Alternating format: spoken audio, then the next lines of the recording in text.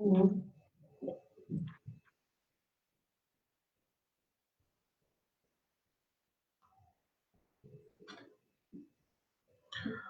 احنا هنستنى بس دي الناس تدخل وبعد كده نبدأ.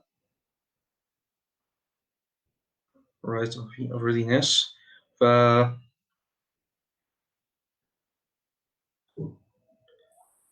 لو استأذنكم بقى ان كنتوا لو حد عنده فريند ليه يعمل له منشن في الكومنتس، ولحد ما هنبدأ و 9 و3 دقايق او سوري، بيبقى في لاج ما بين الميتنج والفيسبوك لايف، فمعلش استحملونا لو سألنا سؤال او حاجة بيبقى في لاج صغير.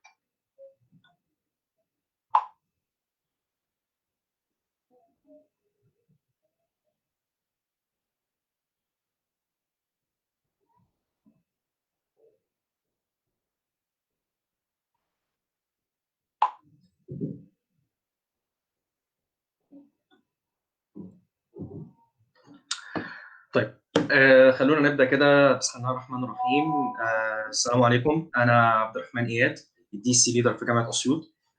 برحب بكم كلكم في تراك جديد، ان شاء الله يكون تراك لطيف وخفيف كده علينا كلنا. آه المفروض ان ده تراك الويب هيكون بارت 1. الصراحه هو في حاجه صغيره بتفرق عنه عن باقي التراكات كلها، ان هو يمكن من اكتر التراكات اللي هي مطلوبه في السوق دلوقتي، خصوصا لو هنتكلم على المنطقه بتاعتنا في مصر. فدي حاجه جميله جدا ان احنا نبدا فيها. الشباب محضر لكم شغل جامد جدا جدا جدا. كل الانستراكتورز هم من التيم، كل الانستراكتورز هم طلبه زيكم. كل هدفهم بلا استثناء ان هم يقدموا لك كونتنت بتراجع ويكون كويس. دي حاجه اساسيه. ان شاء الله الدنيا هتكون بسيطه ومش صعبه ومش معقده. احنا عارفين ان احنا بادئين التراك ده في وقت الميد ترم، بس يعني او يعني بعد الميد ترم وخلاص الفاينل داخل والعملي، احنا هنحاول نخلص قبل يوم 5/1 بحيث ان الناس اللي عندها عملي تقدر ترجع له. السيشنز بتاعتنا مش هتكون دمها تقيل، بالعكس خدها ان هي ساعه بريك ما بين المذاكره. حتى لو الشباب طلبوا منك اساينمنت الدنيا بيس، الكونتنت كده كده بيبقى ريكوردد وبتقدر ترجع له تاني، مفيش اي مشكله. انا بس لو عايز حد يكونفيرم ان الصوت واضح، عشان لو في مشكله في الصوت نبدا نغيرها. انا اصلا معاكم في الجروب سامعكم. بس فعموما التراك ده هيكون ان شاء الله خفيف. بارت 1 دمه خفيف جدا، الاساينمنتس بتاعته دمها خفيف جدا. هو تراك مطلوب في سوق العمل. المطلوب منك يا باشمهندس عبد الرحمن هشرح لكم السيشنز كلها ريكوردد، بتبقى فيها هننزلها في بلاي ليست على اليوتيوب. تقدر انك انت ترجع لها في اي وقت تاني قبل بارت 2. هنطلب منك عشان تدخل بارت 2 اساينمنت صغنن جدا جدا جدا انك انت تعمله عشان نعرف انك انت سمعت بارت 1.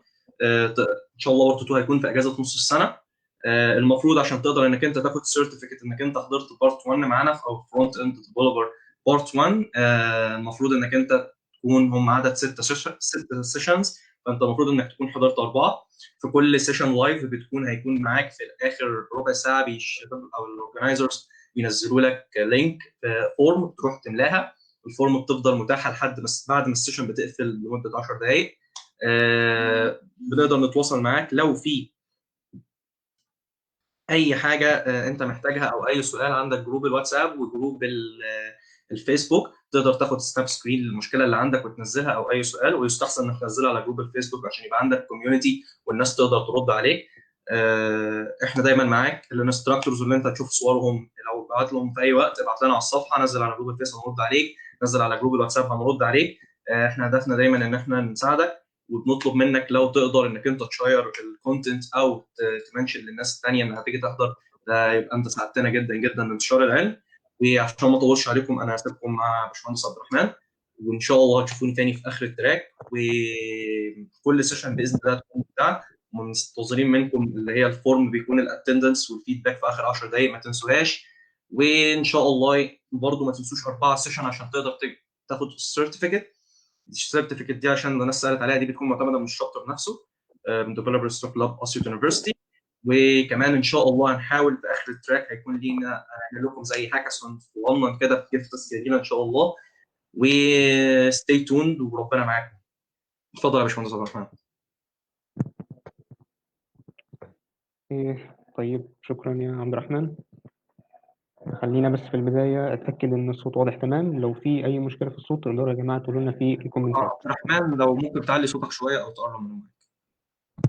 تمام تمام كده. كده احسن شويه. طيب أولا السلام عليكم.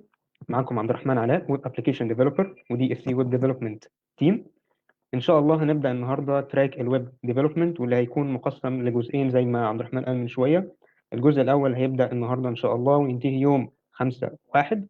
الجزء الثاني هيبتدي بعد الفاينل، وإن شاء الله هتنزل المواعيد بتاعته بالظبط على الصفحة إن شاء الله. طبعا كان من المخطط ان التراك ده يشتغل اوفلاين او اون سايت بمعنى اصح، لكن نظرا للظروف الحاليه وظروف كورونا اللي بنمر بيها، ف يعني التراك هيبقى اونلاين حفاظا على سلامتنا وسلامتكم في المقام الاول. طبعا بنهايه السيشن دي يا جماعه هتكونوا او هنكون فعليا بدانا في كتابه اول كود لينا. طيب اول حاجه احب اعرفكم بالتيم اللي معانا. انا عبد الرحمن، باشمهندسة سهام، باشمهندس سيف، باشمهندس عبد الرحمن سمير، باشمهندس عمرو، باشمهندس محرم، باشمهندسة أشرقت، وباشمهندسة ندى. إن شاء الله كلنا معاكم. لو في أي حاجة إحنا معاكم في أي وقت إن شاء الله، يعني هنسبورت ليكم في كل حاجة أنتوا عايزينها.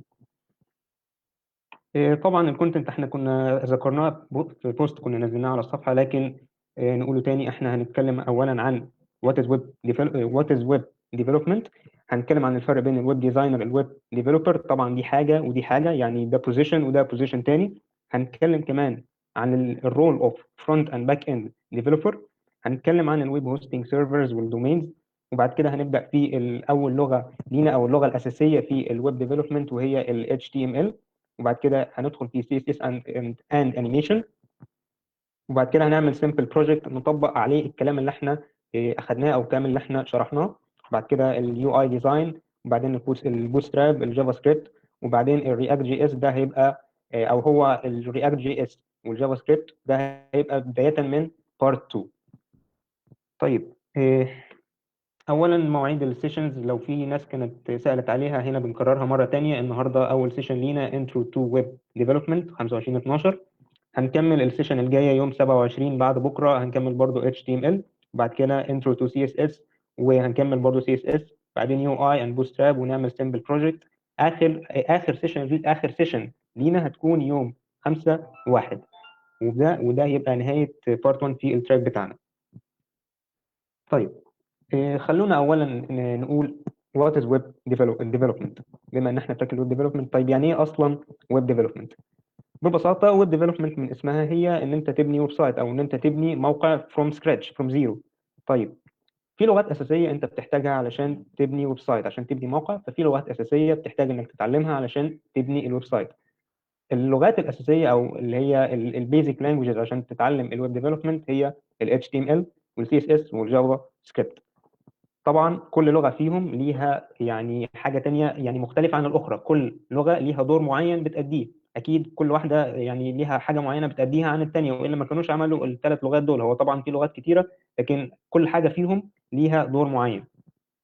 طيب قبل ما نتكلم عن اللغات والكلام ده كله، خلينا الاول نوضح الفرق بين الويب ديزاين والويب ديفلوبمنت. اولا دي حاجه ودي حاجه، يعني البوزيشنز او المسميات دي لازم تبقى عارفها بالظبط تفرق ايه كل حاجه عن الثانيه، لان المسميات دي في الشركات كل حاجه ليها بتبقى مسمى اخر، او كل واحد فيهم ليه وظيفه معينه عن الاخر.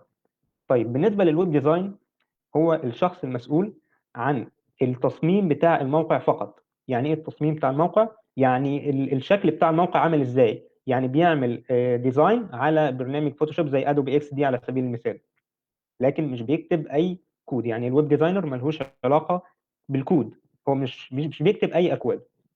على عكس الويب ديفلوبمنت او الويب ديفلوبر، هو الشخص المسؤول عن كتابه الكود فعليا في او اللي هو يبني الويب سايت بالكود فعليا.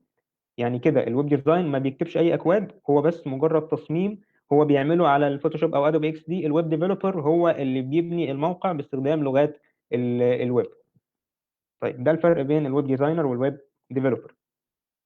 يعني لو اتكلمنا على شكل زي ده، فده بيبقى تمبلت او ده ديزاين باستخدام ادوبي اكس دي للموقع. يعني ده كده المفروض ان هو يترجم فيما بعد الى كود. يعني حاليا ده كده بالشكل ده من المفترض ان هو ده كده ديزاين باستخدام ادوبي اكس دي. اما الشخص اللي بيكتب الكود واللي بيحوله بيكتب على اي تكست اديتور ايا كان، فهو ده بيبقى الويب ديفلوبر. طيب في حاجه كمان لازم نتكلم عنها او لازم نبقى فاهمينها كويس في البدايه، وهو ان تراك الويب او الويب ديفلوبمنت بتنقسم الى حاجتين: فرونت اند ديفلوبمنت وباك اند ديفلوبمنت. طيب ايه الفرق بين الفرونت اند والباك اند؟ الفرق بين الفرونت والباك هو الفرونت ده مسؤول عن الشكل العام بتاع الموقع. يعني ايه؟ يعني لما يوزر يدخل على الويب سايت بتاعي بيشوف الحاجات اللي بيشوفها في الموقع. يعني ايه الشكل اللي بيشوفه في الموقع؟ بيشوف هنا في تكست، هنا في صورة، هنا في كلام معين. ده كله بيبقى مسؤول عنه الفرونت اند ديفلوبر. يعني هو الشخص اللي بيعمل التصميم برضو او بيعمل الشكل الواجهة بتاعة الموقع. طيب ده الفرونت اند. بالنسبة للباك اند، الباك اند هو الشخص المسؤول عن الداتابيز او قواعد البيانات او الجداول دي كلها اللي احنا بنبنيها. ده بيبقى باك اند ديفلوبمنت. طبعا دي لغات مختلفه تماما عن دي. يعني الفرونت اند بتستخدم لغات زي ال HTML وال CSS والكلام ده. بالنسبه للباك اند فبتستخدم لغات تانية مختلفه، هنذكر بعض منها في شويه لقدام يعني. طيب نفس الكلام الكلاينت سايد والسيرفر سايد. الكلاينت سايد هو الفرونت اند او يعني الجزء اللي بيشوفه اليوزر لما بيدخل. اما السيرفر سايد هو الباك اند. بالنسبه للكلاينت سايد او الفرونت اند هو الحاجه اللي بيشوفها اليوزر لما يدخل، زي ما قلنا اللي هو الموقع شكله عامل ازاي من بره، شكل الصور، شكل الكلام، التكست المكتوب، الكلام ده كله. ده بيبقى باستخدام لغات زي HTML و CSS وجافا سكريبت. طبعا في لغات تانية لكن هي دي اللغات البيزك او اللغات الاساسيه علشان تبني الفرونت اند الموقع بتاعك كشكل. بالنسبه للباك اند قواعد البيانات، الداتابيز، التيبلز، الكلام ده كله. لو عايز تبني سيستم انك تبقى فيه لوج ان، يبقى الواحد يعمل لوج ان باليوزر نيم بالباسورد، تسجل الحاجات دي كلها. ده بيبقى باستخدام قواعد البيانات او ما يسمى في السيرفر سايد باستخدام لغات زي البي اتش بي واس كيو ال وفي برضو البايثون. دي بتقدر تستخدمها في الباك اند. دي لغات مختلفه عن دي، يعني كل واحده فيهم ليها استخدامات. ال HTML، ال CSS، الجافا سكريبت ديت فرونت اند. الباك اند قلنا البي اتش بي، اس كيو ال، بايثون. طبعا في لغات تانية كتير. طيب عشان نوضح الفكره اكتر او تثبت في دماغكم يا جماعه الفكره اكتر بين الفرونت اند والباك اند، لان في ناس مش بتستوعبها من اول مره. الفرونت اند يعني لو فلنفترض ان في شخص هنا في المنطقه دي كده او في الشارع اللي في النص ده يعني او في الطريق ده، هو لما بيبقى ماشي هنا شايف الشكل بتاع العماره دي او الشكل بتاع البيلدينج ده عامل ازاي. هو بيشوف الشكل من بره. يعني ايه؟ يعني الشكل الخارجي ده اللي بيشوفه، فلنفترض ان هو الموقع. الشكل الخارجي اللي بيشوفه ده هو الديزاين او شكل الموقع من بره، هو ده الفرونت اند. يعني الكلام اللي من بره ده هو بيشوف الواجهه بتاعه الموقع. فاي حد، اي يوزر بيشوف الواجهه، مش بيشوف قواعد البيانات، ما بيشوفش الاساسات، الداتابيز، التيبلز، الكلام ده كله هو ملوش اي سلطه عليه. هو كل اللي عليه ان هو بيتعامل مع الموقع يعني بشكل ظاهري. يعني هو مش بيطلع تماما على قواعد البيانات او اي حاجه من الحاجات دي كلها. فيبقى تاني الفرونت اند هو الشخص المسؤول عن الواجهه بتاعه الموقع. الباك اند المسؤول عن الداتابيز، قواعد البيانات والحاجات دي كلها. طيب بالنسبه لل HTML وال CSS والجافا سكريبت لسه كنا قايلين من شويه ان هي لغات للفرونت اند ديفلوبمنت. ال HTML او اختصارا للهايبر تكست مارك اب لانجويج هي الستاندرد مارك اب لانجويج فور دوكيومنتس. يعني هي اولا اللغه الاساسيه او المين لانجويج فور بيلدينج الويب سايت. هي اللغه الاساسيه، الاساس في انك تبني الويب سايت لازم تبتدي ب HTML. طيب بالنسبه لل CSS فهي بتاتي خطوه اخرى بعد ال HTML. يعني انت عايز تحط هنا التكست ده او الكلام المكتوب هنا، عايز تخليه بكالر مختلف، عايز اللون بتاعه مختلف، عايز تكبر الفونت سايز، عايز تعمل حاجات شكليه، فده بيبقى باستخدام ال CSS او ما يسمى بالكاسكيدنج ستايل شيتس. فده بيبقى باستخدام ال CSS في انك تعمل شكل او انك تدي لون معين لحاجه معينه، ده باستخدام ال CSS. طيب الجافا سكريبت، اولا الجافا سكريبت بروجرامينج لانجويج. طيب او لغه برمجه بمعنى اصح. طيب يعني هل ده معناه ان ال HTML وال CSS مش programming languages او مش لغات برمجه؟ فعليا هي مش لغات برمجه. ال HTML وال CSS دي مش لغات برمجه، not programming languages.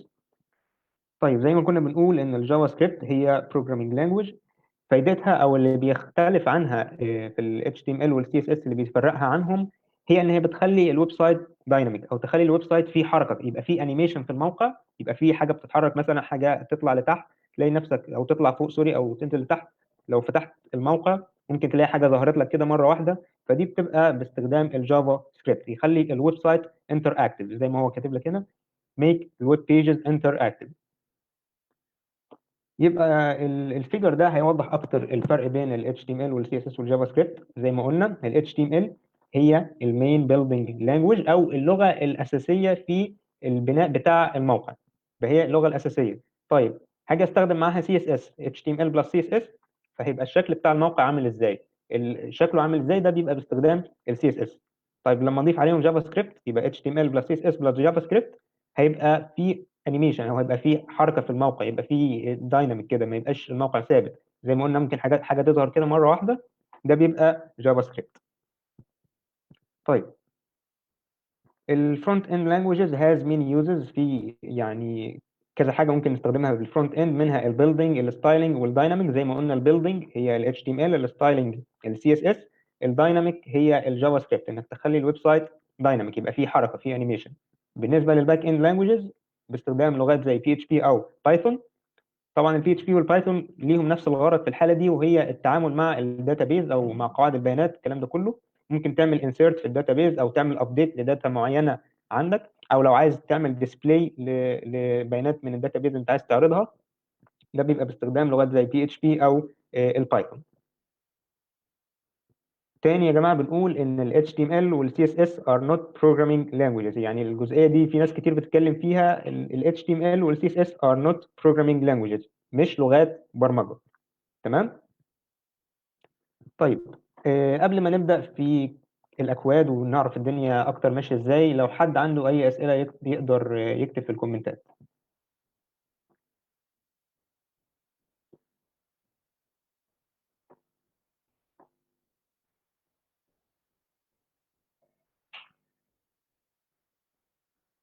لو في أي أسئلة ممكن يا جماعة تكتبوا في الكومنتات.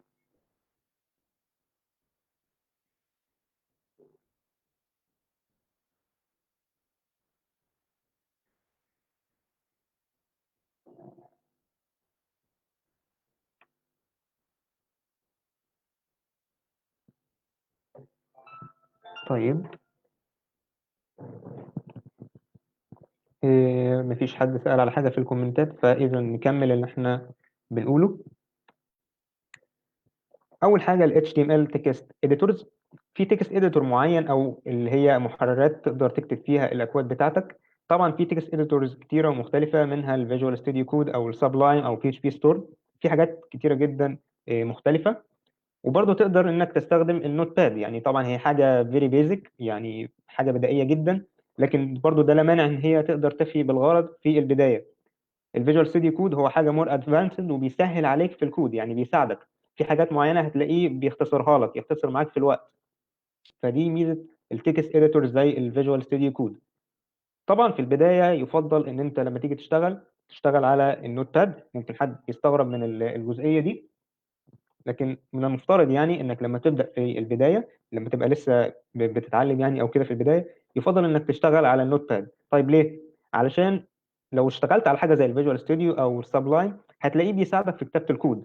اوكي ماشي، هي حاجه رائعه وحاجه جميله، اوكي، هتسهل معايا في الوقت. لكن انت من المفترض انك في البدايه لازم تتعود تكتب الكود بنفسك بدون اي مساعده. لازم تعرف ازاي كل حاجه بتتكتب بالظبط من غير ما التكست اديتور يساعدك فيها.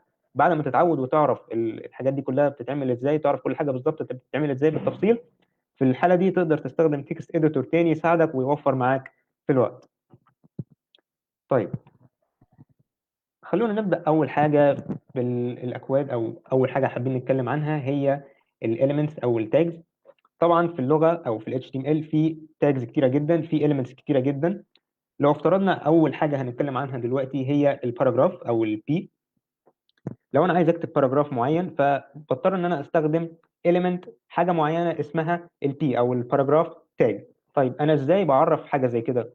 اولا باجي افتح هنا opening bracket وclosing bracket.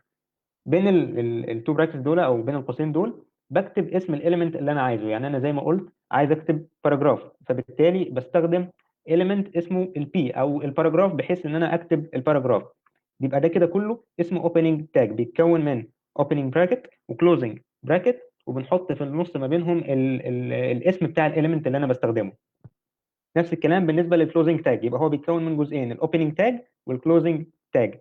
الكلوزنج تاج نفس الكلام، بيتكون من هنا في قوس وهنا برضو في قوس والاسم بتاع الاليمنت، لكن بزود هنا الفورورد سلاش دي معناها الكلوزنج تاج. الفرق بين الاوبننج تاج والكلوزنج تاج هو او هي الفورورد سلاش دي.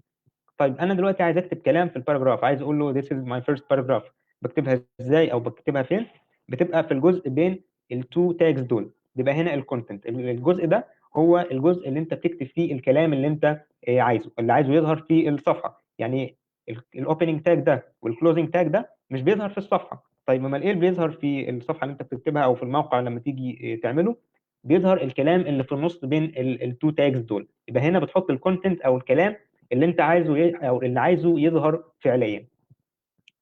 طيب يبقى تاني ادي اهو الاوبننج براكت والكلوزنج براكت، بينهم بيبقى اسم التاج اللي انت عايز تستخدمه، ونفس الكلام بالنسبه للكلوزنج تاج، ادي القوس ده والقوس ده والاسم بتاع التاج نيم، سواء البي او هنتكلم عن بعض التاجز المختلفه هنتكلم عنها كمان شويه. وما تنسوش هنا الفورورد سلاش. الفورورد سلاش دي معناها ان انت كده قفلت التاج، يعني الباراجراف فتحته من هنا او فتحت التاج بدايه من هنا، هنا النهايه بتاعته بدايه او لغايه الفورورد سلاش دي كده النهايه بتاعه التاج. والكونتنت جوز هير، الكلام اللي انا عايز اكتبه او اللي عايزه يظهر في الصفحه فعليا. طيب لو جينا اتكلمنا عن ال HTML page structure، طبعا احنا بنهايه الكود او سوري بنهايه السيشن هتكون فعلا كتبنا اول كود لينا. لو اتكلمنا عن ال HTML page structure هتلاقوها بالشكل ده. طيب ايه الكلام ده؟ اولا لو اتكلمنا عن الدوك تايب اتش تي ام ال، دي وظيفتها ان هي تساعد البراوزر او تساعد المتصفح يقرا او يعمل ديسبلاي للويب بيج بشكل سليم. يعني زي ما هنشوف كده بيقول لك helps البراوزر تو ديسبلاي الويب بيجز correctly. ده مين؟ دي اللي هي الدوك تايب اتش تي ام ال اللي هي بتبقى ظاهره او اللي انت بتكتبها دايما في بدايه الكود بتاعك. طيب بعدين في حاجه هنا اسمها HTML tag، ده لازم تكتبه. ال HTML tag بيبقى ليه كده اهو الاوبننج تاج والكلوزنج تاج نفس الكلام. طيب بين الاوبننج تاج والكلوزنج تاج بتوع ال HTML بيبقى فيه كلام تاني اللي هو الجزء ده. يبقى احنا عرفنا ال HTML. طيب فيما بعد في حاجه هنا اسمها الهيد، او في الهيد ده انت بتكتب فيه بعض الحاجات زي التايتل بتاع البيج دي، التايتل بتاع الصفحه دي ايه. هنعرف كمان فيما بعد شويه لقدام في السيشنز بتاعت السي اس اس ان انت تقدر تستخدم الستايل وتحطه في الجزء بتاع الهيد، لكن يعني دي حاليا مش هنتكلم عنها بالتفصيل لان احنا هنتكلم عنها في السي اس اس. لكن السنتكس بتاعها خليك عارفه ان انت هنا بتحط لو عايز ممكن تكتب جزء من كود اتش تي ام ال سوري جزء من كود سي اس اس تقدر تكتبه في الجزء بتاع الستايل بين الهيد. طيب الاكواد بقى اللي انا عايز اكتبها زي ما قلنا مثلا الباراجراف اللي احنا كنا بنشرحه من شويه، لو عايز احط باراجراف اكتبه فين؟ بنكتبه هنا بين البادي. بنفتح الاوبننج تاج ده بتاع البادي والكلوزنج تاج نفس الكلام، القوس والفورورد سلاش ده علشان الكلوزنج، والاسم البادي الاسم بتاع التاج. فادي ده بادي وده بادي، طبعا الاثنين لازم يبقوا نفس الاسم. هنا هكتب الكلام اللي انا عايزه. فلنفترض الكلام اللي احنا قلناه من شويه الباراجراف، فنفس الكلام اهو ال HTML الهيد، التايتل بكتب البيج تايتل، بين البادي بكتب الحاجات اللي انا عايزها تظهر. فلنفترض this is a paragraph فانا بكتبها بين البادي بالشكل ده. ده element تاني H1 هنتكلم عنه بالتفصيل فيما بعد، لكن انا حاليا بعرفك ان الاكواد لما بتيجي او لما بتكون عايز تظهر حاجه معينه في الصفحه فبتكتبها بين البادي. تمام. إيه، يا ريت الناس طبعا هو بما ان احنا اونلاين وكده فكان في بعض الحاجات او بعض التاسكس اللي احنا كنا هنكلفكم بيها، لكن نظرا لان احنا شغالين حاليا اونلاين وكده ففي بعض الحاجات اللي مش هنقدر نعملها بشكل كويس. لكن يا ريت الناس تجرب الكود ده حاليا، تفتح النوت باد او لو عندها اي تكست اديتور تاني تقدر تفتحه. لكن زي ما قلت لكم يا ريت الناس دلوقتي تشتغل على النوت باد في البدايه على الاقل علشان تكتب الكود بايديها. يا ريت الناس تفتح النوت باد معاكم، هيبقى 3 دقائق تكتبوا فيها الاستراكشر بتاع البيج. هتفتح النوت باد عادي، ممكن تدوس على الويندوز كي وتكتب نوت باد هتظهر لك، فافتحها واكتب الكلام ده الدوك تايب تاج اللي احنا قلنا عليه والاتش تي ام ال تاج والهيد والبادي، هو الجزء ده. فمعاكم يا جماعه 3 دقائق بحيث تقدروا تكتبوا الكود ده. بعد ما تخلص كتابه الكود، بعد ما تخلص تماما وتكتب الكلام ده، هتيجي تعمل سيف للفايل. طيب هتسيفه الامتداد بتاعه او الاكستنشن بتاعه هيبقى ايه؟ هتسيفه index.html. الامتداد بتاع الملف هيبقى .html اللي هي اللغه اللي احنا بنكتبها فعليا. ويا ريت يا جماعه تسيبوه على الديسكتوب عشان في بعض الحاجات اللي احنا حابين نتكلم عنها بخصوص اللوكيشن والسيف والكلام ده. فمعاكم 3 دقائق تكتبوا الكود ده.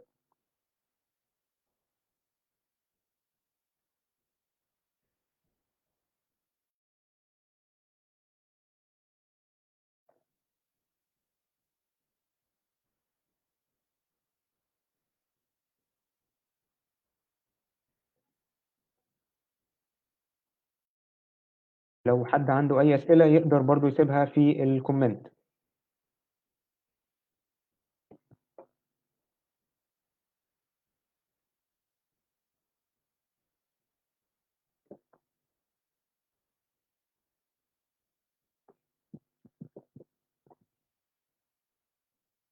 طيب كان في حد بيسأل سؤال في الكومنتات بيقول هي الدوك تايب لازم تبقى كابيتال؟ هي لازم تبقى كابيتال، المفروض تبقى كابيتال.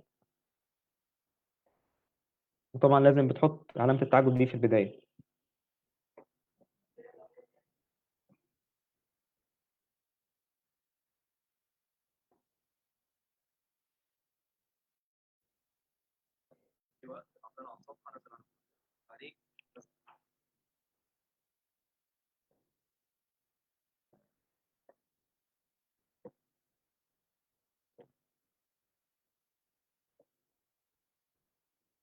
تاني يا جماعة نكتب الكود ده في النوت باد، نضغط على الويندوز كي. لو حد مش عارف النوت باد فين او لو ما عندوش اي تكست اديتور يضغط على الويندوز كي، يكتب نوت باد هتظهر له، يفتحها يكتب الكود ده. هو ده البيزك ستراكشر بتاع ال HTML، ويسيفه كملف HTML. طب ازاي؟ في الاكستنشن انت بتيجي تعمل سيف از، اعمله .html index.html وسيفه على الديسكتوب.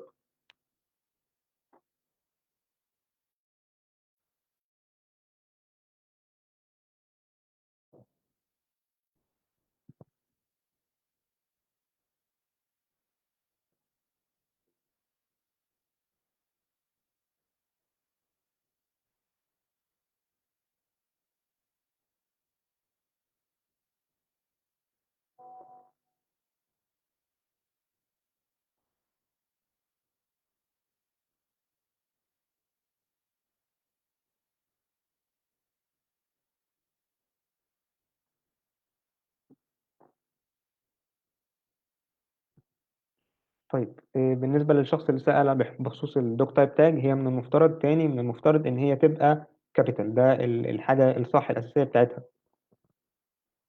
طيب هو المفروض كده ال3 دقايق خلصوا.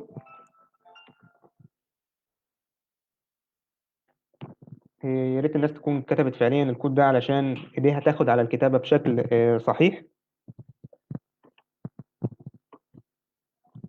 طيب المفروض الناس تكون كتبت الكود ده زي ما قلنا، فهيبقى بالتالي ظاهر بالشكل ده قدامكم، او هتكونوا كتبتوا بالشكل ده الدوك تايب HTML. بعدين فتحت الاوبننج تاج بتاعت ال HTML والكلوزنج تاج بتاعت ال HTML برضو، وادي الهيد اهو الجزء بتاع الهيد، وبتحط جواها تاج التايتل. هو ممكن نحط كذا تاج جوا بعض، عادي مفيش اي مشكله، تقدر تحط كذا تاج جوا بعض مفيش اي مشكله. ادي هنا بين التايتل ده بتحط الاسم بتاع الصفحه او اسم البيج دي انت عايزه يبقى ايه، فالبيج تايتل بيبقى في الجزء ده. فاحنا استخدمنا حاجه اسمها ال H1 هنشرحها شويه لقدام بالتفصيل. والباراجراف احنا لسه كنا قايلينه من شويه. طيب لو عملتوا سيف از للملف ده زي ما قلنا index.html وسيفتوه على الديسكتوب، هتلاحظوا وطبعا فتحتوه يعني هيفتح معاكم على البراوزر الديفولت بتاعكم سواء جوجل كروم او مايكروسوفت ايدج او ايا كان البراوزر. فالمفروض ان هو يبقى بالشكل ده. ادي this is a heading والباراجراف هيظهروا بالشكل ده.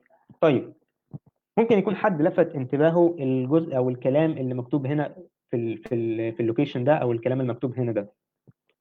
بالنسبه للكلام ده هو اللوكيشن او المسار بتاع الملف بتاعك اللي انت كنت كاتبه. يعني انت دلوقتي كتبت الكود في ملف سميته index.html وسيبته على الديسكتوب. طيب ادي ده كده اللوكيشن او المسار بتاع الملف بتاعك. انا كنت مسيف المكان ده، او سوري مسيف الفايل ده في على السي يوزرز لينوفو ديسكتوب مسيبه. فمن المفترض ان هو يظهر كده. طبعا الاندكس دوت اتش تي ام ال الاتش تي ام ال ثابته، لكن الاندكس ده الاسم اللي انا عايزه يعني. لكن الموست كومن او الشائع في البدايه، او هو بيبقى الحاجه الاساسيه، بيبقى الاندكس، لان هو الحاجه الاندكس زي يعني من اسمها الحاجه البيزك. طيب ليه هنا ما ظهرش الاسم بتاع يعني هنا من المفترض ان هنا بيظهر اسم الويب سايت.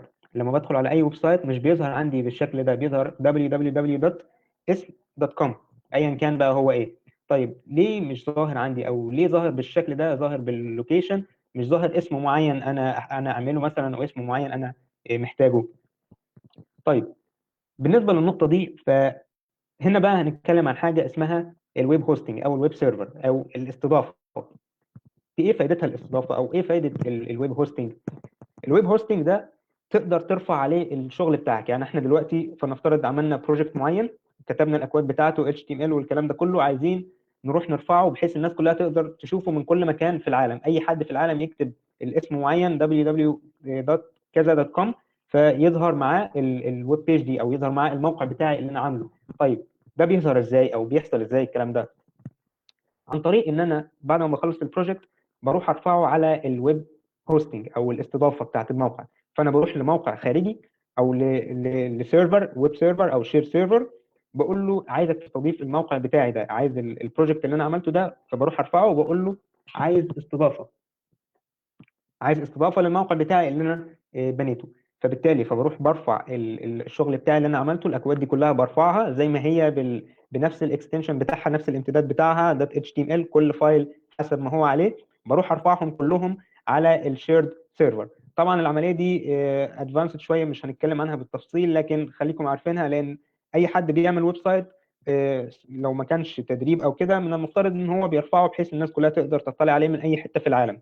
فبالتالي بيرفعوا على الويب سيرفر او الويب هوستنج. طيب احنا عرفنا ان هو دلوقتي بيرفع الشغل بتاعه او الملفات دي بتاعته كلها في موقع خارجي او سيرفر خارجي، حاجه اسمها السي بانل والكلام ده كله، بحيث يقدر يعمل كنترول للملفات اللي هو رفعها. طيب بالمناسبه ده بيبقى شكل السيرفرز او الويب سيرفرز، بتبقى عامله بالشكل ده. بتبقى زي ما هي كده. دي كلها طبعا عباره عن اجهزه كمبيوتر، بس طبعا لازم تبقى حاجه سي بي يو يشتغل، لانها بتبقى طبعا 24 ساعه وشغاله فتره كبيره جدا، او بمعنى اصح شغاله على طول. فبالتالي لازم تبقى حاجه مؤمنه بشكل كويس ضد السكيورتي، الحاجات دي كلها مراعاه لكل الحاجات دي. طيب احنا اتكلمنا ان احنا دلوقتي بنرفع الشغل بتاعنا او بنرفع المشروع بتاعنا البروجكت على الويب سيرفر. طيب بالنسبه للاسم بقى بيبقى عباره عن ايه؟ الاسم ده بيسمى الدومين، او الاسم بتاع الويب سايت بتاعي اللي انا عايزه ايا كان بيسمى الدومين. هو اسم معين انا بقدر اخصصه خصيصا ليا انا للموقع بتاعي. انا عايز لما حد يكتب www. الاسم اللي انا اخترته ده فلنفترض x.com، عايزه يدخل على الويب بتاعي، فانا بختار حاجه اسمها الدومين او الاسم بتاع الموقع. طبعا مفيش دومين مكرر في العالم، يعني طبعا الدومين واحد بس، لانه اي موقع في الدنيا ليه دومين واحد، والدومين لا يمكن انه يتكرر. يعني facebook.com هو facebook.com واحد بس. ممكن تلاقي دوت نت دوت اي حاجه تانية، لكن الفيسبوك.com هو واحد، يستحيل تلاقي فيسبوك.com غيره. طيب احنا كده اتكلمنا عن نقطة الدومينز. وبالمناسبة الدومينز دي علشان تقدر تشتريها دي طبعا بتبقى بفلوس، يعني مش فور فري، بتبقى بحوالي حاجات يعني مش كبيرة قوي، حوالي $9 او ايا كان. طبعا كل اسم بيختلف عن التاني، كل اسم بيبقى ليه سعر معين عن الاخر يعني. فهي دي فكرة الدومينز بكل سهولة. نرجع نكمل ونشوف بعض الاليمنتس المختلفة. هنتكلم عن الهيدر element او الاتش تاج، بما يسمى الاتش تاج. الاتش دي اختصارا للهيدر. الاتش 1 دي اللي احنا كنا كتبناها من شويه بس ما شرحناهاش بالظبط كانت ايه، هنتكلم عنها دلوقتي. الاتش 1 دي بتبقى عباره عن هيدر للصفحه او ايا كان تقدر تستخدمها كهيدر. بيبقى السايز بتاعها كبير بالشكل ده. بيبقى طبعا زي ما قلنا بيبقى الخط بتاعها الفونت سايز كبير.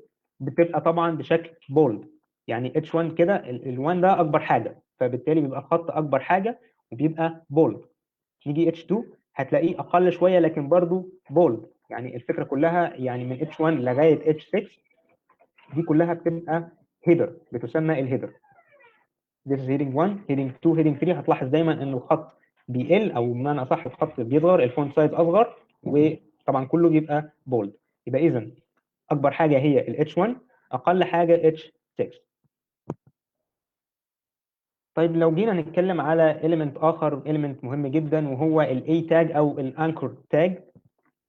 ال A tag ده بقدر استخدمه علشان اعمل هايبر لينك، او ان انا اعمل لينك من الصفحه بتاعتي لصفحه اخرى. يعني انا عايز يبقى في كلام معين كده تكست، لما اقول له كليك هير يقوم يروح لصفحه ثانيه. طيب ده بيحصل ازاي؟ بيبقى باستخدام الاي تاج او الانكر تاج. طيب ازاي الكلام ده؟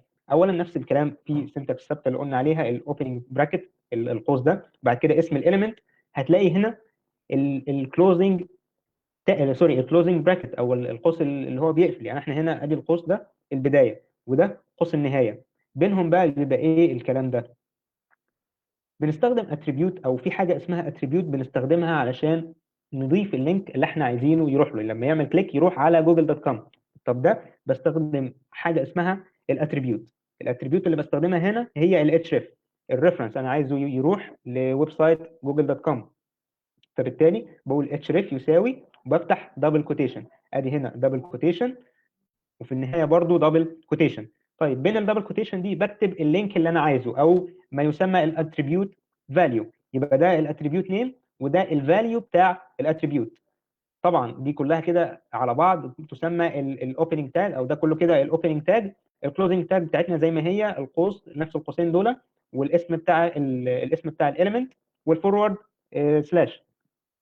بينهم بقى بكتب التكست اللي عايزه يظهر. يعني انا عايز ادوس على كليك مي دي توديني لجوجل دوت كوم، فبالتالي بكتب الكلمه اللي عايزها تظهر في الويب سايت اللي هي كليك مي. هل اليوزر هيشوف الكلام ده؟ هل هيشوف https www.google.com؟ لا نهائيا. هو كل اللي هيشوفه او كل اللي هيظهر في الصفحه بتاعتي هي فقط كليك مي.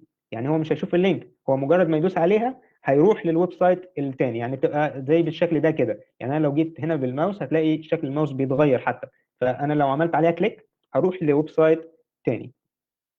طيب يبقى زي ما قلنا ادي كده كل ده الاوبننج تاج لحد القوس ده، وده الكلوزنج تاج، ما بينهم بيبقى الكونتنت بتاعي. يبقى لو حبينا ندرج الاي تاج او الانكور تاج ده، حبينا ندرجه في الصفحه، فبيبقى عادي زي ما كتبنا الاتش 1 قبل كده، وزي ما كتبنا الباراجراف، مفيش اي مشكله. بكتب برضو الاي تاج بمراعاه الاستراكشر الاساسيه اللي هي الدوك تايب تاج والكلام ده كله، والاتش تي ام ال والبادي. طيب ممكن حد يلاحظ ان احنا هنا مش كاتبين الهيد. هي دي مش مشكله، لكن عشان يظهر تايتل في الموقع، او عشان يظهر تايتل للصفحه دي، لازم ببقى كاتبه في الجزء بتاع الهيد، او من الاصح يعني ان هو يتكتب في الجزء بتاع الهيد. احنا مش كاتبينه في الجزء ده عادي مفيش مشاكل، لكن عشان يظهر تايتل فبضطر ان انا استخدم الهيد واحط جواه التايتل تاج، واكتب الاسم بتاع الصفحه اللي انا عايزها، او الاسم بتاع الصفحه بتاعتي زي ما انا عايزه. طيب جزء كمان نتكلم عليه وهو البلوك اند انلاين اليمنتس. ايه الفرق بين البلوك اند انلاين اليمنتس؟ اولا انا بقدر استخدم حاجه اسمها بلوك اليمنت بحيث تحجز الصفحه كلها او تاخد السطر كامل. يعني ايه؟ يعني دلوقتي لو انا افترضت ان الدوت دي كده، الفريم الاخضر ده هو البيج بتاعتي، هو الفريم بتاع الصفحه بتاعتي، بقدر استخدم بلوك اليمنت بحيث تحجز السطر ده كله، او تحجز المساحه دي كلها. لو استخدمت بلوك اليمنت هتاخد كل الجزء ده من بدايته لنهايته، من اول الصفحه وحتى نهايه الصفحه. طبعا يعني بشكل يعني بالعرض هتاخد بدايه من هنا لغايه هنا. ده كده بلوك اليمنت. طيب بالنسبه للانلاين اليمنت، الانلاين اليمنت تقدر تحط كذا انلاين اليمنت في نفس السطر الواحد. يعني انا هنا كده استخدمت انلاين اليمنت، جيت هنا برضو عملت واحد مختلف. يعني ادي ده واحد وده التاني. ممكن احط كذا واحد براحتي حسب ما يناسب الموقع بتاعي او حسب التصميم اللي انا بعمله. يبقى كده عرفنا الفرق بين البلوك ان هو بيحجز السطر كاملا. الانلاين بياخد جزء من الصفحه، او بياخد حسب الكلام اللي عليه بالظبط. يعني بلوك اليمنت دي خدت من البدايه للنهايه الكلام، حتى لو مش محتاج سطر كامل، بس خلاص هو اتحجز السطر ده كله، السطر ده كله للبلوك اليمنت ده. طب بالنسبه للانلاين اليمنت لا، اخذ مساحه بس على قد الكلام اللي مكتوب فيها. كده عرفنا الفرق بين البلوك اليمنت والانلاين اليمنت، وبيتهيألي يعني الشكل ده او الفيجر ده هيبقى ظاهر بما فيه الكفايه او بيوضح الفرق بين الاثنين. طيب عرفنا البلوك اليمنت والانلاين اليمنت. لو اتكلمنا على مثال للبلوك اليمنت وهو الديف. الديف ده طبعا احنا اول مره دلوقتي نتكلم عنه. الديف هو بلوك اليمنت على عكس السبان. السبان ده انلاين اليمنت زي ما انا يعني الفيجر ده موضح فيه. ادي الفريم الاخضر ده برضو هو الحدود بتاعه الصفحه. البلوك اليمنت من البدايه وحتى النهايه، يعني انا لو كتبت هلو وورلد هيحجز السطر كله. كده السطر كله خلاص، ما اقدرش يعني استخدم، ما اقدرش احط جواه اليمنت تاني، سوري ما اقدرش احط جنبه اليمنت تاني، لان خلاص ده كده بلوك اليمنت. اما بالنسبه للانلاين اليمنت فانا كتبت هلو وورلد اخد بالظبط على قد الكلمه دي او على قد الجمله دي، على قد هلو وورلد، فهو حجز المساحه او حجز جزء من السطر، ما خدش السطر كامل. في ناس ممكن تكون في بداياتها بتتلخبط في الجزئيه دي نوعا ما، لكن هي يعني حاولوا تركزوا فيها، ما فيهاش اي مشكله، بسيطه جدا. البلوك اليمنت زي ما قلنا من بدايه الصفحه وحتى نهايتها بيحجز السطر كامل بالشكل ده. اما الانلاين اليمنت بياخد جزء من الصفحه او بياخد حسب الكلام اللي هو عليه بالظبط. ادي الديف اليمنت، فادي الاوبننج تاج كتبنا كلمه ديف، ونفس الكلام الكلوزنج تاج. الفرق ان احنا حطينا هنا الفورورد سلاش وبينه الاسم اللي احنا عايزينه يظهر. طبعا هو مش بيبقى فيه لون، يعني لو استخدمت الديف تاج ده مش هيبقى فيه لون. الالوان دي بس هي توضيحيه علشان تبقى الناس فاهمه الفكره، يعني او اوضح لكم الفكره بشكل افضل. برضو السبان اهي الكلوزنج تاج والاوبننج تاج، ما بينها بكتب الكونتنت اللي انا عايزه او الاسم اللي انا عايزه يظهر هو هلو وورلد. طيب عايزين برضو ندرج نفس الكلام ده، عايزين ندركه في البيج ستراكشر، او عايز احطه في البيج بتاعتي. نفس الكلام البيج ستراكشر ثابت دوك تايب اتش تي ام ال. الاتش تي ام ال تاج وبعد كده البادي تاج بكتب فيها اي حاجه انا عايزها، اي كود انا عايزه، سواء ديف سبان باراجراف الحاجات اللي احنا اتكلمنا عنها، الباراجراف الاتش 1 الانكور تاج اللي هو بتاع اللينك. ده كله اي حاجه من هذا القبيل بكتبها في البادي، بكتبها في الجزء ده. طيب في بعض الاليمنتس الاخرى المفروض نبقى عارفينها يعني، او ممكن تتعمل او نبقى مفترض تبقى معروفه. اول حاجه هو السترونج تاج. السترونج تاج زي ما هو واضح كده بيخلي التكست بولد. لو انا عايز اخلي التكست بولد فبستخدم التاج اللي بيسمى بالسترونج. فنفس الكلام بفتح القوسين دول بكتب ما بينهم الاسم بتاع التاج، فهنا سترونج فكتبت سترونج. نفس الكلام هنا كتبت سترونج، والفورورد سلاش الكلوزنج تاج فبيخلي التكست بولد. في حاجه ثانيه اسمها الاي ام او اللي هي اختصارا لامفاسايز، اللي هو بتخلي التكست مايل بالشكل ده. this text is emphasized. فالتكست ده كده مايل او ايتاليك، معروف طبعا بالايتاليك. حاجه تانية اللي هي السمول. لو انا عايز اخلي جزء معين من الكلمه بشكل سمول بالشكل ده كده، الكلمه كلها او الجمله كلها خط عادي، كلمه معينه عايز اخليها بشكل سمول كده بالشكل ده، فبستخدم element يسمى السمول تاج. فعادي بكتب this is، والكلمه اللي انا عايزها تبقى بخط صغير بكتبها داخل السمول تاج بالشكل ده. ممكن حد يلاحظ انا دلوقتي كاتبين فتحنا باراجراف تاج وفتحنا جواه سمول تاج، هل الكلام ده ينفع؟ عادي، يعني مفيش اي مشكله. تقدر تحط كذا تاج داخل بعض، تحط كذا اليمنت جوه بعض، مفيش اي مشكله. يبقى كده ده الباراجراف ماشي مفيش اي مشكله. الاوبننج تاج بتاع الباراجراف والكلوزنج تاج بتاع الباراجراف بكتب الكلام اللي انا عايزه. انا عايز الكلمه دي بس تبقى سمول، فبالتالي باجي قبلها بكتب سمول، بستخدم الاليمنت اللي بيسمى سمول. وباجي هنا برضو في النهايه بكتب السمول او بقفل التاج طبعا بالفورورد سلاش. ممكن حد يقول يعني اليمنت زي ده مش مهم، انا هستفيد بيه في ايه دلوقتي؟ حاول دايما ما تفكرش في حاليا. حاجه زي كده ممكن تستخدمها ايوه، او بمعنى اصح ليها استخدامات فعليه. انت ممكن دلوقتي ما فيش فكره معينه في دماغك لاستخدام السمول، لكن هي فعليا ليها استخدامات. وبالمناسبه تقدر برضو تعمل حاجه زي كده باستخدام السي اس اس. حاجه كمان element كمان نتكلم عليه وهو المارك. لو انا عايز كلمه زي ميلك دي كده يبقى عليها هايلايت بالشكل ده، فبستخدم المارك element. فادي الكلمه اللي انا عايزها كلمه ميلك، فباجي قبلها وبعدها هنا بحط الاسم بتاع الاليمنت مارك بالشكل ده. طيب لو عايز اخلي في مثلا زي كده الكلمه دي وبعدين يبقى سطر تاني، يعني يبقى في انزل سطر بين كلمه وكلمه، بعمل ايه؟ بستخدم element يسمى البي ار او البريك element، بيخلي لك كل جزء في سطر. يعني انا كتبت دلوقتي لاين 1، بعد كده عملت بي ار، بعدين لاين 2، فهو عمل ايه؟ راح ظهر اللاين 1 طبع اللي هي لاين 1، بعدين عمل بريك نزل سطر جديد طبع لاين 2.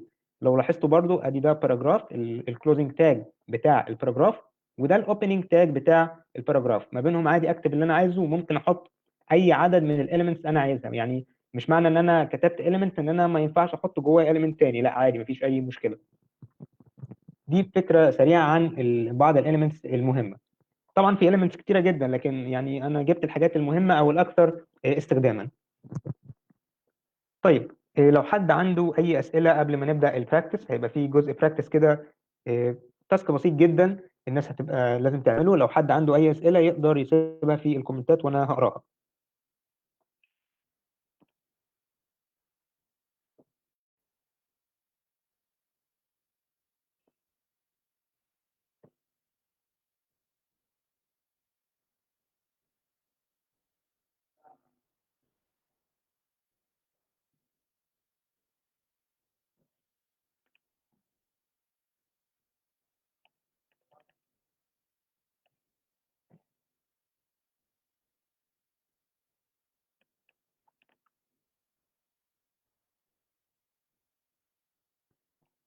لو حد عنده اي سؤال يقدر يسيب في الكومنت.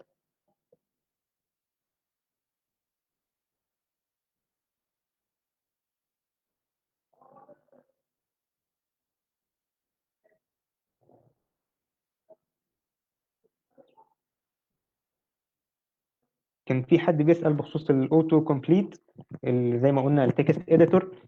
في البدايه ليه ما قلناش او ليه فضلنا ان احنا نبتدي بالنوت باد بالرغم انها حاجه بيزك جدا وحاجه فيري سيمبل، لكن زي ما قلت لكم الفكره ان انت تكتب الكود بايديك بدون استخدام اي مساعده من تكست اديتور. لازم تعرف تكتب الكود بشكل كامل من غير اي مساعده من التكست اديتور. طيب حلو ان الفيجوال ستوديو او الفيجوال ستوديو كود او ايا كان اللي انا بستخدمه ده يقدر يساعدني، لكن مش في البدايه. حاول في البدايه تتدرب بنفسك، بعد كده تستخدم اي تكست اديتور تاني بحيث يساعدك ويوفر معاك في الوقت. مش شرط يعني الفيجوال ستوديو كود، في حاجات تانية زي ما قلنا سبلايم او بي اتش بي ستورم، كل واحد حسب ما هو عايز يستخدم ايه.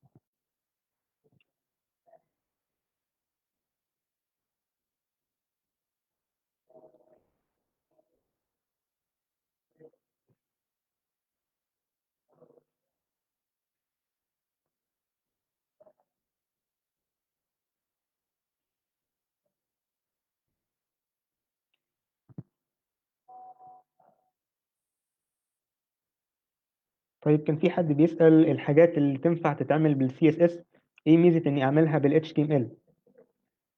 زي ما قلنا يعني كل حاجة فيها ليها استخدامات، لكن ده لا يمنع ان يبقى اللغة دي تعمل حاجة اللغة التانية بتعملها، يعني مفيش مشكلة. يعني ال HTML زي ما قلنا اتكلمنا من شوية، السترونج تاج بيخلي التكست بولد او بيخلي الكلام بشكل بولد. ده لا يمنع برضو ان انا ممكن استخدمها بالسي اس اس او بال HTML عادي، يعني مفيش اي مشكلة.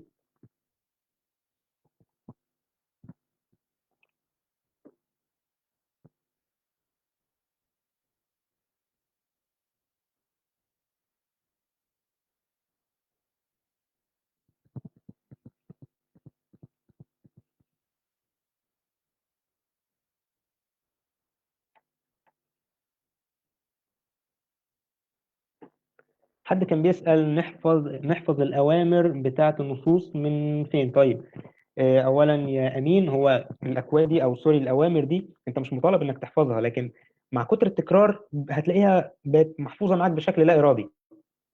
يعني أيوه أنت مش هتروح تفتح كده تروح تتعلم مثلا من حاجة تانية، أو أجي أكتبهم لك كلهم وأقول لك احفظهم، لا يعني من إمتى كانت البرمجة عبارة عن حفظ؟ يعني مش صح الكلام ده. لكن أنت مع كتر التكرار هتحفظهم يعني، أو هتعرفهم بشكل لا إرادي. ولو عايز ريفرنس قصدك لحاجه خارجيه، في موقع W3 سكولز هو الريفرنس الاساسي او معظم الناس تلجأ له، تقدر تشوف فيه كل ال الاوامر اللي انت عايزها.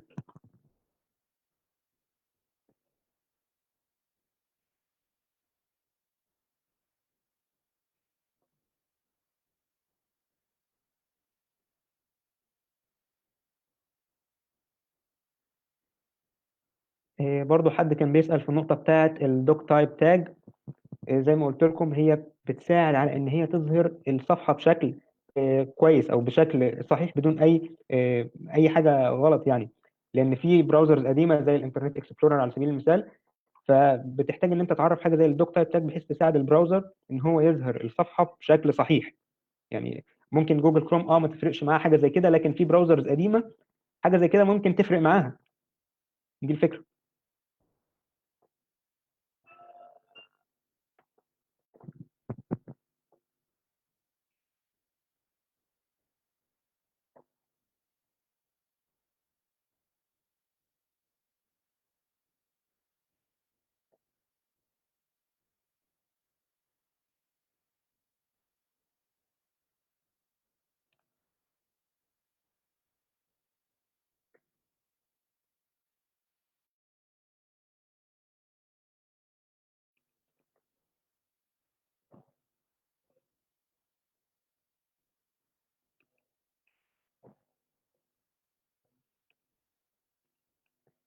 واحد بيقول تمام الكود اشتغل تمام ماشي، وانا مش عارف هو كان واقف ليه بس تمام يعني حلو.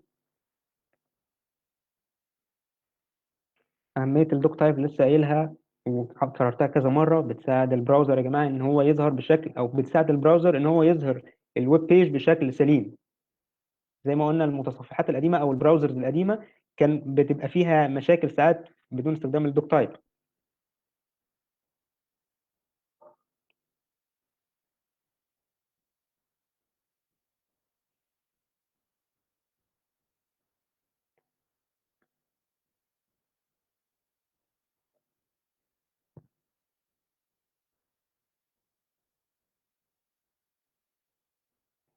تمام.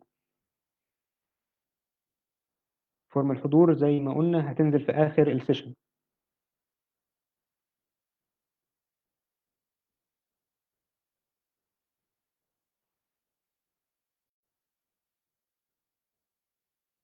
حد بيقول انا اللي صح عشان بكتب النوت باد. هو ايوه زي ما قلنا النوت باد في البدايه هتبقى علشان تاسيسيا صح بحيث تكتب الكود بنفسك، لكن فيما بعد عادي مفيش مانع ان انت تستخدم الفيجوال ستوديو كود، او هو ده الافضل فيما بعد بحيث يسهل عليك او يوفر عليك في الكتابه.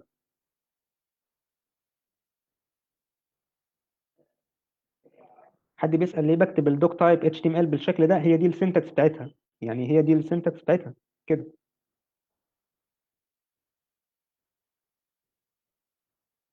حد تاني بيسال على الدوك تايب، انا لسه شارحها 200 مره يا جماعه لحد دلوقتي يعني. طيب هنزل بالتاسك، حاضر هنزل بالتاسك. تمام. نبدأ بالتاسك. هو هيبقى تاسك بسيط جدا جدا جدا جدا جدا لأنه very simple على الكلام اللي احنا قلناه من شوية. هيبقى تاسك HTML بسيط very basic على حسب الكلام اللي احنا قلناه من شوية، ما فيهوش أي CSS أو أي حاجة من الكلام ده. زي ما قلنا هي بداية و very very basic. التاسك عبارة عن إنك هتستخدم أو عايزك تطلع بالشكل بالكلام ده. يعني إيه الإيليمنت اللي أنت هتستخدمه؟ هو المغزى من التاسك ده مش انك تعمل الشكل، ولكن تعرف هتستخدم انهي element معين هتقدر تستخدمه. فهي دي الفكره. وما تنسوش ان هنا ال HTML and CSS دي بولد، ونفس الكلام هنا. وطبعا ممكن حد يقول اللون ده عامل ازاي او الكلام ده عامل ازاي، لو فكرت شويه او ركزت شويه هتعرف. فقدامكم بالظبط 5 دقائق تقدروا تخلصوا فيهم التاسك ده، واحنا هنشرحه برضه.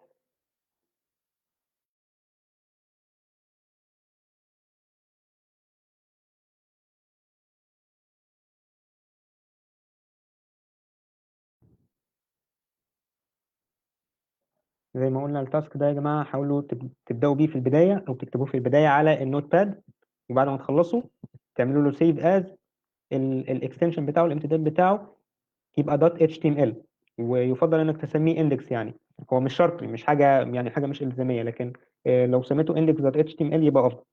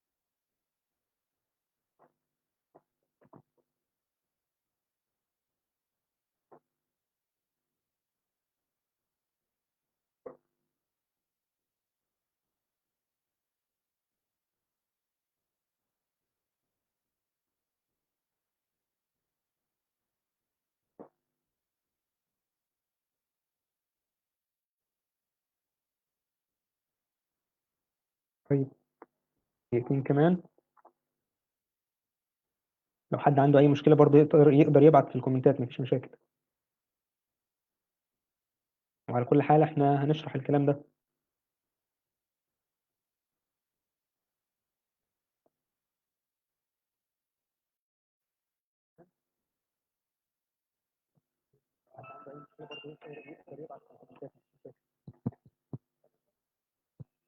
على كل حال احنا هنشرح الكلام ده.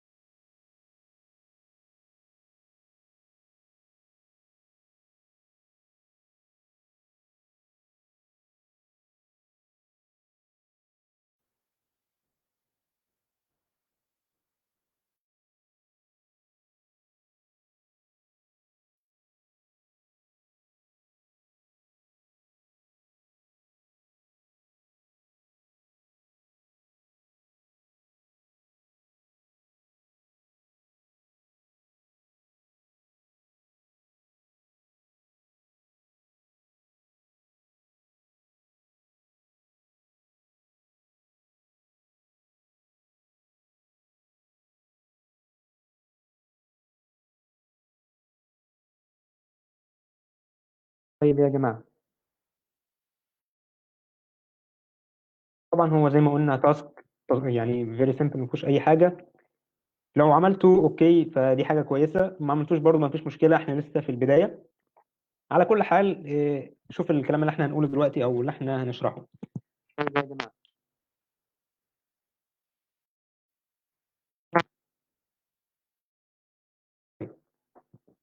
اولا التايتل اوف فيرست بلوك ده عباره عن حاجتين او تو elements بداخل بعض. لو لاحظت ان هو طبعا الفونت سايز بتاعه او شكله اكبر من باقي التكست الموجود هنا، فده عملناه باستخدام الهيدر. استخدمنا الهيدر element. طيب ليه اتش 3؟ ممكن حد يقول ليه اتش 3؟ ممكن عادي تستخدم اتش 2 او اتش 1 مش مشكله، لكن يعني اقرب حاجه للشكل ده هيبقى الاتش 3. طيب لو استخدمت الاتش 3 على كده بدون ما تستخدم اللينك او بدون ما تستخدم الاي تاج، مش هيظهر بالشكل ده، يعني مش هيبقى اندرلاين واللون بتاعه مختلف. فلازم ان انت تحط بداخل الاتش 3 element، لازم تستخدم الاي تاج بحيث يبقى كليكابل از لينك. بتستخدم الاي كده اهو، الاوبننج براكت بتاع الاي، والاتش ريف يساوي ودبل كوتيشن، بعد كده تقفل القوس. وهنا بين الجزء ده كده بين التو تاجز بتحط اللي هو الكلام اللي انت عايزه، اللي هو تايتل اوف فيرست بلوك. تقدر تكتب الكلمه دي. ممكن حد يسال على اللينك ما فيش مشكله، تقدر تكتب اي لينك، او ممكن تحط هاشتاج بين التو دبل كوتيشن، تقدر تحط هاشتاج. طيب ده بالنسبه للتايتل اوف فيرست بلوك. طبعا الاثنين نفس الكلام، تايتل اوف فيرست بلوك وسكند بلوك نفس الكلام. بالنسبه للكلام اللي موجود هنا ده هتكتبه باستخدام الباراجراف، مفيش اي مشاكل. طب هتكتبه باستخدام الباراجراف، يعني ده باستخدام الباراجراف وده كذلك. بالنسبه لل HTML and CSS دي هتلاقيها بولد. فاحنا قلنا من شويه ان انت علشان تستخدم البولد بتستخدم حاجه اسمها السترونج element. تقدر تستخدمها بحيث ان انت تخلي الكلمه دي كده او تخلي الجزء ده بولد. نفس الكلام بالنسبه لكلمه HTML. طيب بالنسبه للسطر الصغير ده اللي الفونت سايز بتاعه اصغر من الباقي نوعا ما، فبتستخدم فيه اللي احنا قلنا عليه الاليمنت اللي بيسمى سمول. سمول ده بتستخدمه بحيث ان السطر يبقى اصغر شويه. بتستخدمه بحيث ان السطر يبقى يعني سوري، الخط او الفونت سايز يبقى اقل من الباقيين. ممكن حد يجي يظهر معاه ان في فرق او في مسافه بين كلمه تايتل اوف سكند بلوج وباي عزيز علي، ممكن يلاقي في مسافه. دي ممكن تهندلها باستخدام السي اس اس، حاجه اسمها المارجن بوتوم. تقدر تستخدمها بحيث يبقى ما فيش مسافه في النص، لكن يعني مش ضروري دلوقتي. انت مش كل اللي عليك لو استخدمت الاليمنتس دي بشكل صح فمفيش مشكله. بالنسبه لو في اي مسافه او كده فدي تقدر تستخدمها او تقدر تعملها باستخدام السي اس اس فيما بعد، مش هنتكلم عنها دلوقتي. طيب لو عايز تفصل بين السطر ده، نقطه ما قلناهاش دي لو عايز تبقى زي كده، دي في سطر ودي في سطر تاني ودي في سطر ثالث، تعمل ايه؟ تيجي عند اخر كلمه بيجنرز بعدها تحط البي ار تاج، البريك تاج او البريك اليمنت اللي احنا اتكلمنا عنه، بحيث ينزل سطر او يبدا لاين جديد من البدايه. فده بتعمله باستخدام البريك تاج. فانت هنا هتستخدمها مرتين علشان في نهايه السطر ده في بريك، ونهايه السطر ده برضو في بريك. نفس الكلام بالنسبه للباراجراف اللي تحت ده. طيب طبعا الكود هيبقى عامل بالشكل ده. البادي طبعا الكلام كله هيبقى بين البادي، اي حاجه قلنا هتكتبها هتبقى بين البادي element. احنا ما كتبناش ال HTML والكلام ده لان احنا خلاص اتكلمنا عنهم كذا مره وعرفناهم يعني. فدلوقتي ادي اول حاجه هنكتبها ال H3 element الهيدر. ممكن تبقى اتش 3 اتش 2 ايا كان، يعني مش هنختلف فيها، لكن هي اقرب حاجه. وبداخل الاتش 3 هتستخدم الاي تاج والاتش ريف. الاتش ريف ده بحيث يبقى فيه اللينك بشكل كليكابل، بحيث يبقى اللينك كليكابل، فبنستخدم الاتش ريف ونقول يساوي الهاشتاج او ايا كان اللينك اللي انت عايزه. ممكن تحط ايا كان، ممكن تحط https www.google.com او www على طول google.com. ايا كان اللينك اللي انت عايزه بتحطه بين الدبل كوتيشن، وبعدين بتكتب الاسم اهو كده، بتحطه بداخل الاي، وبعدين بتقفل الاي تاج وبتقفل الاتش 3 تاج زي ما قلنا باي عزيز علي دي باستخدام السمول اليمنت. طيب بالنسبه للباراجراف اهو كتبناه كله كده بشكل كامل. جينا بعد اخر كلمه بيجنرز، ده السطر الاول. لو رجعنا هنا بصينا هتلاقي بعد كلمه بيجنرز في بي ار علشان يبدا سطر جديد. فاهو بعد كلمه بيجنرز في ار بي ار. نفس الكلام بعد كلمة تو كرييت، لو بصينا برضو هتلاقي بعد تو كرييت نزل سطر جديد، فبالتالي هنستخدم بعد تو كرييت هتحط بعدها البي ار. الجزء ده هو مش الزامي ليك او يعني مش ضروري ان انت تعرفه دلوقتي. ده لو انت عايز تعمل الخط اللي في النص ده اللي هو الاتش ار، فهو مش ضروري دلوقتي ان احنا نتكلم عنه. الفكره زي ما قلنا من التاسك ده هو تاسك فيري سيمبل، يعني ما يعتبرش حاجه كبيره او حاجه تذكر يعني. لكن زي ما قلنا الفكره ان انت تعرف تستخدم الاليمنت وتكتب فعليا اول كود ليك HTML باستخدام الاليمنتس المختلفه اللي احنا اتكلمنا عنها. طيب لو دلوقتي حبينا نبص على حاجه تانية كده وجينا هنا، طبعا انا عملت سويتش تاب. من المفترض ان احنا نكون وصلنا للشكل ده. دلوقتي انا فاتح البراوزر بتاعي، فلو جيت هنا عملت رايت كليك في حاجه اسمها الانسبكت. ايه الانسبكت؟ او ليها شورت كات باستخدام كنترول شيفت اي. الانسبكت او كنترول شيفت اي دي لو استخدمتها وضغطت عليها كده، هتلاقيه فتح لك هنا التاب دي او البانل اللي موجوده على اليمين دي. طيب ايه التاب دي؟ هنا هتلاقي فيه سهم صغير في الهيد وفي البادي. لو جينا دوسنا على البادي، طيب انا بس هعمل لها زوم شويه بحيث تظهر اكتر بالشكل ده اهو. لو جيت ضغطت على السهم ده، هتلاقي الاكواد اللي احنا كنا كاتبينها فعليا، او الكود الفعلي بتاع الكلام اللي احنا بتاع الويب بيج دي، الصفحه دي. الكود بتاعها فين؟ هو ده كده الكود بتاعها. ادي الاتش 3، وادي هنا السمول باي عزيز علي. ماشي، ادي الباراجراف اللي هو لو جيت فتحته هتلاقي الكلام بتاع الباراجراف بينهم بي ار بالشكل ده اهو. الديف ده اللي هي الخط اللي في النص، فمش مشكله دلوقتي. ادي نفس الكلام السمول والباراجراف. فده كده الكود اللي احنا كاتبينه فعليا، او الكود اللي انت المفروض تبقى كاتبه لو عملت رايت كليك وعملت انسبكت بتظهر هنا. فاكشلي هو ده الكود اللي احنا من المفترض نبقى كاتبينه. فدي حاجه برضو تقدر تستفيد منها. لو فتحت الهيد هتلاقي حاجه برضو نفس الكونتنت بتاع الهيد يعني اللي احنا بنستخدمه، فهتلاقيه برضو موجود فيه. فدي حاجه حلوه جدا. ممكن انت تكون شايف دلوقتي اوكي حاجه اوكي هستفيد منها في ايه؟ طيب لا، هتستفيد منها او ليها استفادات معينه. فدي نقطه كنت حابب اتكلم عنها.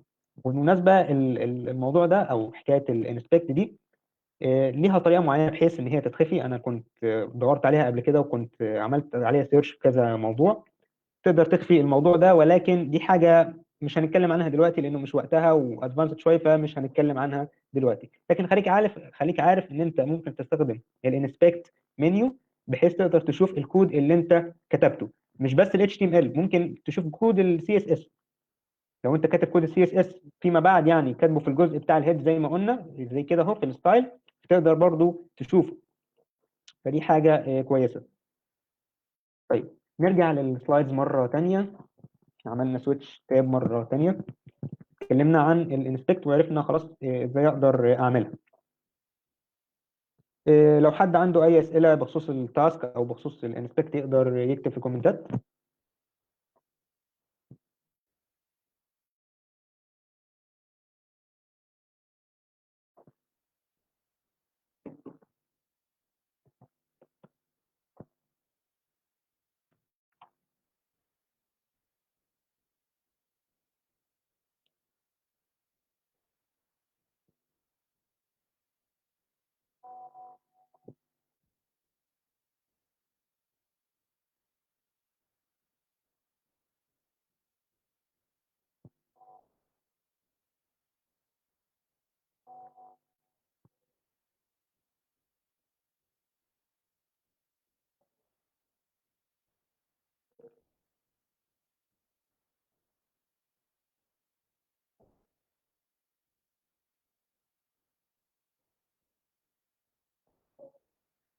طيب انا كان في حد بيقول لي ان الانسبكت مش شغاله، او لما عملت سويتش تاب ما ظهرتش التاب. فانا هعمل مره تانية شير ذس تاب.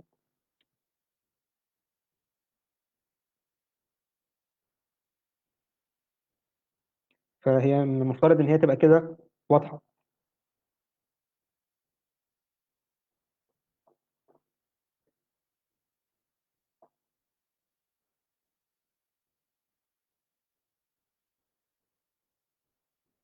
طيب انا بس محتاج حد ياكد عليا يقول لي انها هي اشتغلت تمام عشان نقول الجزء ده مره تاني.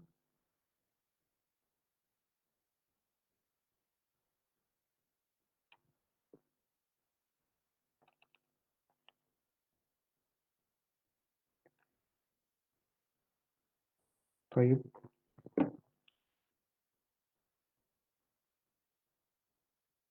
طيب انا هي ما ظهرتش الجزء بتاع الانسبكت. اوكي، يعني فيري سمبل ما فيهوش اي حاجه.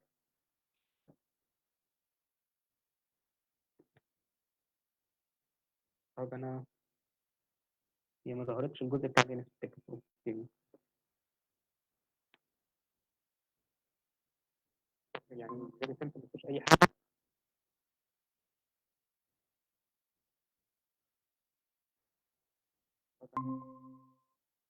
ما ظهرتش الجزء الثاني. طيب لو في اي حاجه برضه يا جماعه تقدروا اوكي تسالوا في اي وقت، باشمهندس. احنا معاكم يعني. باشمهندس عبد الرحمن، ايوه انت بس ممكن تقفل الشير سكرين وتعمل شير للديسكتوب بالكامل، اوكي، عشان الناس تقدر تشوف انت بتعمل ايه. هي ما ظهرتش اقفل الشير لما سكرين جيت عملت دلوقتي شير. خالص. نعم. اوكي لما عملت سويتش تاب ما ظهرتش يعني. لا، انت عملت ديسبلاي للويندو تاب، فانت لازم تعمل شير سكرين للديسكتوب بالكامل. تمام اوكي مفيش مشكله.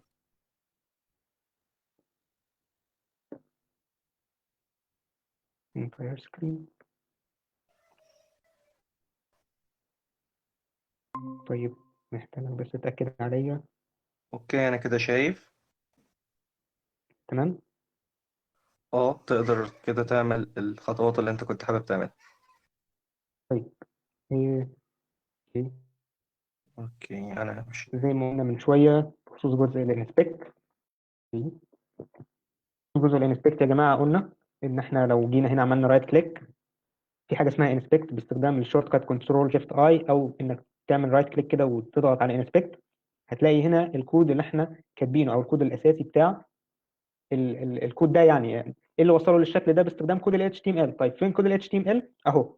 هو ده الكود اللي احنا كاتبينه في حاجه اسمها الانسبكت منيو، هتلاقيها في البانل دي كده اهو. الجزء ده كده الاكواد اللي احنا كاتبينها ادي ال H3.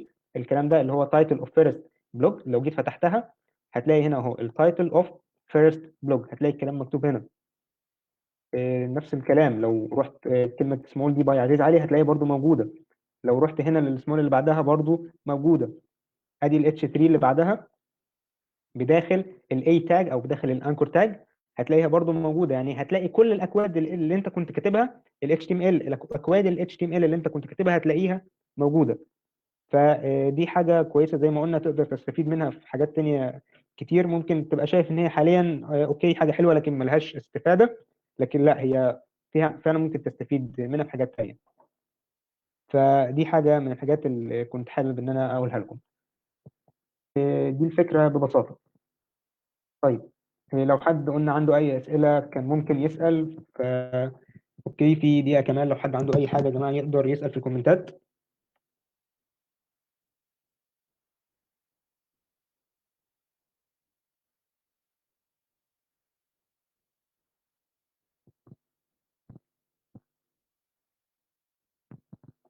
لو في أي مشكلة، لو في أي استفسار في أي حاجة بخصوص التراك أو حتى بخصوص الكلام اللي احنا شرحناه من شوية، بخصوص التاسك حتى مفيش أي مشكلة يقدر أي حد يسأل.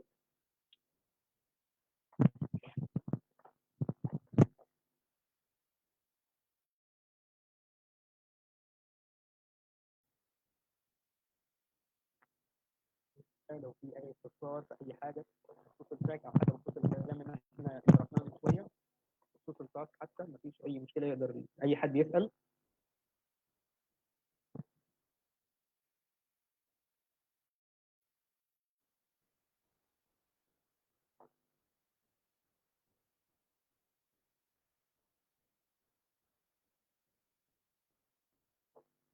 طيب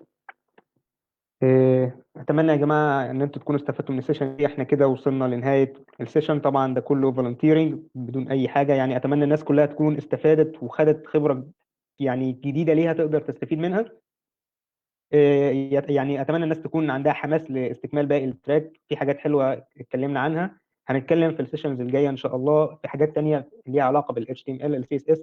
فاتمنى تكون الناس كلها استفادت من السيشن دي وتكون عرفت حاجات جديده فعليا تقدر تستفيد منها. فلو حد عنده اي مشكله او اي استفسار يقدر يسال في الكومنتات او يقدر يكلمني بشكل شخصي او التيم كله. احنا كلنا في خدمتكم، لو حد عايز اي حاجه يقدر يسالنا في اي وقت، احنا دايما معاكم. وبكده نكون وصلنا لنهايه السيشن. اتمنى الناس كلها تكون استفادت. هينزل فورم الحضور دلوقتي، او من المفترض يعني نكون نزل على الصفحه. ف اي حد حضر التراك او حضر السيشن النهارده من المفترض ان هو يملا او الفورم دي المفروض يسجل فيها. ويا ريت يا جماعه تقولوا لكم او تقولوا رايكم في السيشن دي ازاي، يعني سواء لو في حاجه معينه اثرت فيها او في حاجه او ما قلتهاش بشكل كويس او في حاجه مش فاهمينها كويس او ايا كان الكلام ده كله. يا ريت تقيموا السيشن، رايكم ايه في السيشن دي، لو في اي عيب اي حاجه مش مظبوطه او حتى لو كانت كويسه يا ريت الناس كلها تقول رايها في الفورم. اتمنى تكونوا استفدتوا، واشوفكم ان شاء الله السيشن الجايه، نكمل معاكم في السيشن الجايه ان شاء الله. شكرا والسلام عليكم.